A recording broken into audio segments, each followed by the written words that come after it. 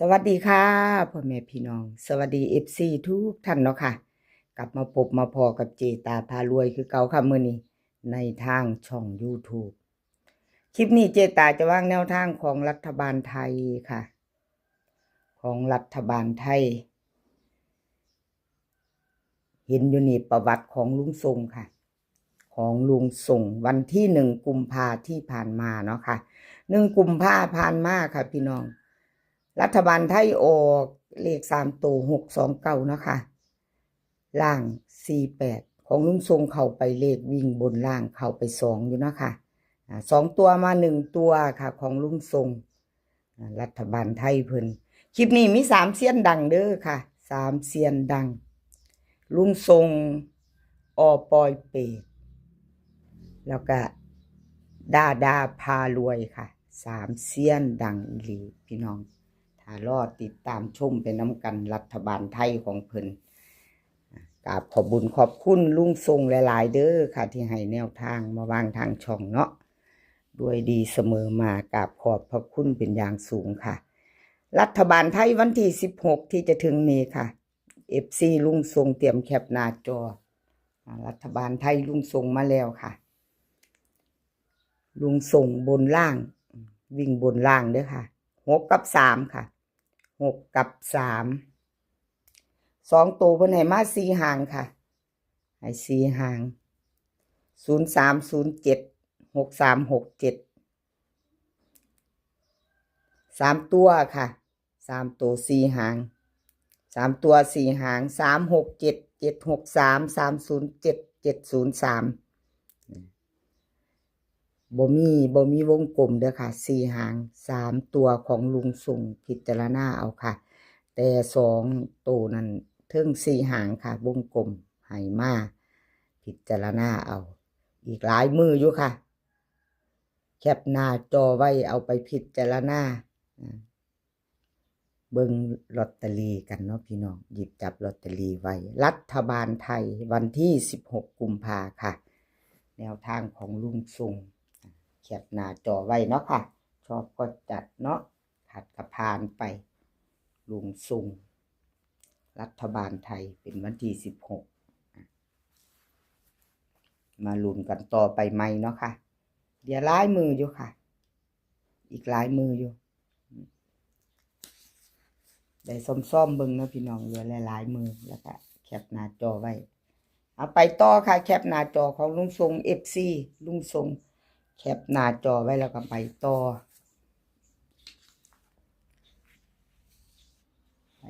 เป็นของปอยเปเข้าไปวิ่งลูดคือกันสมว่า3 เซียนดังอีหลีพี่น้อง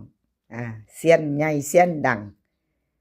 บอลุดค่ะ2 ตัวยังมา1 ตัวอยู่เนาะของปอยเปตกับมาตัวหนึ่งของลุงทรงกับมาตัวหนึ่งค่ะแล้วมาจับคู่บ่เข้าจับคู่บ่ถึกสิได้พี่น้องเบิ่งปอยเปต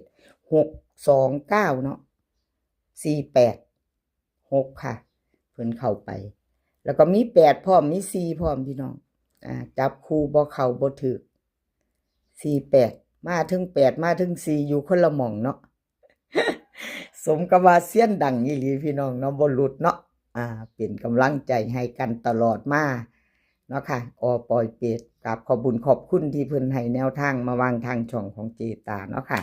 กับขอบพระคุณเป็นอย่างสูงเบิ่งแนวทางของเพิ่นวันที่1 กุมภาเนาะพี่น้อง1 กุมภาก็เข้าไป6บนเนาะค่ะตัวหนึ่ง4 กับ 8อยู่คนละหม่องเนาะพี่น้องเอาไม่ไปต่อค่ะปอยเปต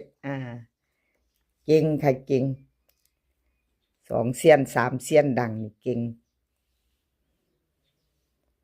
2 ตัวมา1 ตัวเนาะค่ะ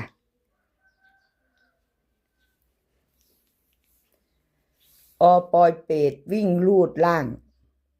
เพิ่นเขียนมั่งสิเด้อพี่น้องล่างอย่างเดียวเด้อพี่น้องวิ่งลูดล่างพะนะเพิ่นเขียนมาแบบนี้ได้เขียนส่งมาให้เจตาก็เขียนน้ำเพิ่นเลยล่ะค่ะวิ่งลูดล่าง1 กับ 2เนาะค่ะ1 กับ 2 2 ตัว6 หางค่ะ10 14 18 28 21 11ค่ะ3 ตัวไม่มีเนาะ ปล่อยเป็ดงวดนี้บ่มี3ตัวเด้อค่ะรัฐบาลไทยเพิ่นบ่มี3ตัวค่ะมีแค่2ตัว2ตัว6หางค่ะ2ตัว6หางพิจารณาเอาเพิ่นเน้นให้ก็3หางเนาะพี่น้องแต่วิ่งรูดบนล่างนั้นเพิ่นวงกลมให้อยู่ทั้ง2ตัว1กับ2แต่2ตัว3หางค่ะวงกลมให้6ตัวเพิ่นก็เน้นแค่3หางเนาะ10กับ14กับ28ค่ะปล่อยเป็ดเพิ่นเน้นมาเพิ่นให้มาเนาะค่ะวันที่16ที่จะถึงนี้ค่ะใครจะไปต่อกับปล่อยเป็ดก็แคปหน้าจอไว้เนาะพี่น้องเสี้ยนใหญ่เสี้ยนดังนี่เลยพี่น้อง2เสี้ยนยังบ่ทันหลุดปล่อยเป็ดกับลุงซุงเนาะค่ะเสี้ยนดัง2ตัวก็ยังมา1ตัวอยู่เนาะมาไปต่อค่ะแคปหน้าจอของปล่อยเป็ดแล้ว FC ไปต่อกันเป็นของนางเอกคันดาพารวยคนสวยในช่องมี3เสี้ยนดังสมซื่ออีหลีพี่น้องบ่มีหลุดเลย3เสี้ยนนี่ยังมาอยู่เนาะค่ะ3เสี้ยนดังดาพารวยคนสวยในช่องเพิ่นก็เข้าไปคือกันค่ะวิ่ง4ล่างเนาะเข้าไป2ตัวมา1ตัวค่ะถือว่าเก่ง3เสี้ยน2ตัวมา1ตัวเพิ่นมาล่างเนาะมา4ค่ะFC เป็นจังไดแน่แนวทางใหม่ของเพิ่นนะคะจับตามองพิจารณาแคปหน้าจอไว้ถ้าไปรุ่นกันใหม่วันที่16เนาะกราบขอโทษขออภัยที่เพิ่นจับคู่บ่เข้าบ่มีมาเนาะพี่น้องจับคู่ไม่เดินไม่เข้าเนาะของดาพารวยคนสวยในช่องขออภัยแทนเพิ่นมาไปใหม่ค่ะวันที่16กุมภาที่จะถึงนี้เนาะมาไปต่อรุ่นใหม่ค่ะรุ่นต่อกับเพิ่นรัฐบาลไทยค่ะดาพารวยคนสวยในช่องวิ่งรูดค่ะเพิ่นให้มา9กับ8 2ตัว2หางคือ9ค่ะเป็น4หางกับเพิ่นกลับให้มาดาพารวยเพิ่นจะเป็นจังซี่แนวทางของเพิ่นหน่อยๆเน้นๆเจาะๆค่ะผู้มักหน่อยเนาะFC ผู้มักหน่อยของดาพารวยคนสวยในช่อง9889ค่ะ3223กลับให้พร้อมเรียบร้อย3ตัว2หางค่ะ923 298วิ่งรูดเพิ่นเด่นทอกันเด้อค่ะดาเด่นให้เท่ากันค่ะ9กับ8วงกลมให้ทั้ง2ตัวค่ะวงกลมให้ทั้ง2ตัว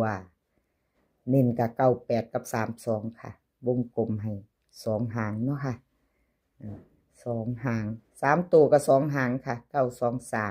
298แคปหน้าจอไว้ค่ะใครจะไปต่อกับดาพารวยเนาะค่ะดาพารวย FC เพิ่นแคปหน้าจอไว้พิจารณาหยิบจับลอตเตอรี่ไว้ค่ะวันที่16กุมภาพันธ์เนาะพี่น้องเหลือหลายมืออยู่ค่ะเจตาลงให้ก่อนหลายมืออยู่ได้มีเวลาพิจารณากันเจตาก็คอยทยอยลงค่ะรัฐบาลไทยมันหลายมือเนาะพี่น้องหลายมือรัฐบาลไทยแคปหน้าจอไว้ค่ะใครจะไปต่อกับดาพารวยคนสวยในช่องFC ใหม่ถ้าพึ่งผ่านเขามาเห็นเนาะค่ะคลิปนี้3เสี้ยนดังรัฐบาลไทย FC ใหม่พึ่งผ่านเขามาเห็นยังบ่ทันได้ติดตามในช่องของเจตาพารวยเนาะค่ะเขามาเห็นถ้าชอบแนวทางเดียวกันชอบคลิปนี้เนาะก็กดติดตามไว้ค่ะถ้าชอบก็กดติดตามไว้แล้วก็อย่าลืมกดกระดิ่งแจ้งเตือนไว้ค่ะกดกระดิ่งแจ้งเตือนไว้นำจะได้เห็นคลิปใหม่ๆของเจตาย่ำเจตาลงไปเนาะค่ะเวลาลงปุ๊บได้เห็นปั๊บค่ะกระดิ่งแจ้งเตือนเนาะค่ะถ้าชอบบ่ชอบก็ผ่านไปเนาะค่ะ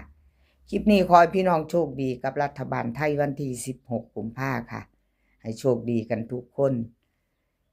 ขอให้มีความสุขค่ะมื้อนี้ให้มีความสุขให้สุขภาพร่างกายแข็งแรงกันทุกคนสุขภาพย่อมมาก่อนเสมอค่ะเดินทางไปไสก็ขอให้ปลอดภัย เดินทางไปขอให้มีโชคค่ะ กลับมาขอให้มีชัยคลิปหน้าพอกันใหม่ค่ะ คลิปนี้ก็สวัสดีค่ะ